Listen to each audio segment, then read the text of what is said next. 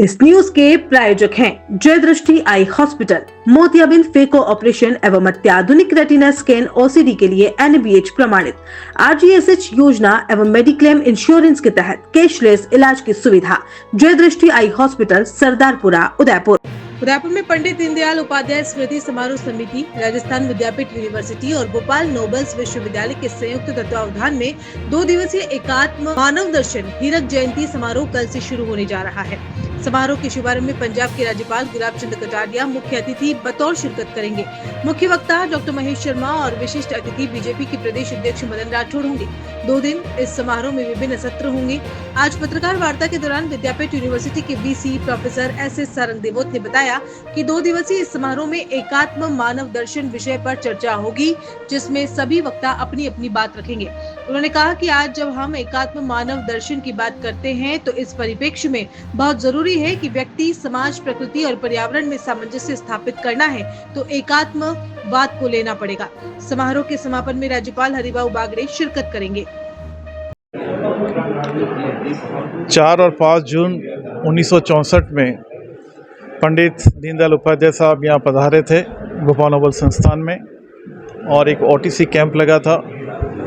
आज ठीक 60 वर्ष बाद उन्हीं की याद में, उन्हीं के जो मेमोरीज़ हैं, उन्होंने जिस तरह से एक कंसेप्ट को डेवलप किया था जो आज एक एकात्म मानववाद दर्शन के रूप में बहुत ही पॉपुलर और लोकप्रिय हो रहा है।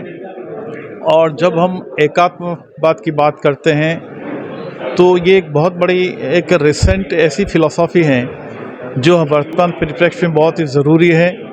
आज की इस आफादाफी, आज की इस पर्यावरण का जो जिस तरह से हम एक पॉल्यूटेड चीज़ें कर रहे हैं, उनका दर्शन ये कहता है कि व्यक्ति, समाज, मानव और प्रकृति के बीच एक सामंजस्य स्थापित करना है तो हमें एकात्मवाद को लेना पड़ेगा।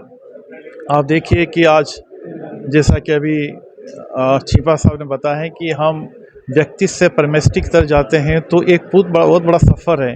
वो सफ़र ये है कि हम जो भारत की बात करते हैं तो एकात्मवाद हमें एक समग्र विकास की बात करता है, मानवता की बात करता है, राष्ट्रवाद की बात करता है, और सबसे बड़ी कि हमारी जो धर्म, अर्थ, काम, मोक्ष की बात करते हैं, वो सभी चीज़ें इसमें समाहित हैं। और इससे हम आज के युवा जिस तरह से अवसाद में हैं, जिससे हम देखते हैं कि कहीं न कहीं अपने जो एक राष्ट्रवाद की भावना होनी चाहिए, एक भारतीय संस्कृति के प्रति लगाव होना चाहिए, वो खत्म होता जा रहा है। तो ऐसे में ये विचारधारा हमें बहुत ही प्रेरित करती है।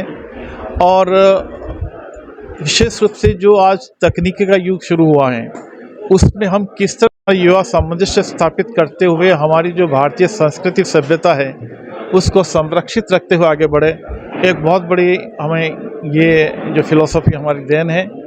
और मैं आशा करता हूँ कि 2 दिन में कल हमारे महामहिम गुलाब जी कटारिया चीफ गेस्ट के रूप में हैं, साथ ही मुख्य वक्ता के रूप में डॉक्टर महेश जी हैं, और परसों 5 को हमारे राजस्थान के गवर्नर साहब हैं, साथ ही गेस्ट ऑफ ऑनर के रूप में हमारे सहकारिता मंत्री दक्ष साहब हैं, और मुख्य वक्ता के रूप में मुकुल कानितकर हैं, जो एक बहुत बड़ा नाम है, बहुत बड़ा अपना दृष्टिकोण रखते हैं। तो ऐसे में 2 दिन, अच्छा ये तो सब मतलब 6 से 8 का एक सार्वजनिक प्रोग्राम है, लेकिन इससे पहले मॉर्निंग 10 बजे, 10, 10:30 से 6 बजे तक बहुत ही अलग अलग सेशन, टेक्निकल सेशन चल रहे हैं, पैरेलल सेशन चल रहे हैं, जिसमें पंडित दीनदयाल उपाध्याय क्या थे, वो किस तरह से विचारधारा रखते थे, उनकी पत्रकारिता क्या थी, और उनके साथ उस समय से जुड़े हुए लोग आज जो जीवित हैं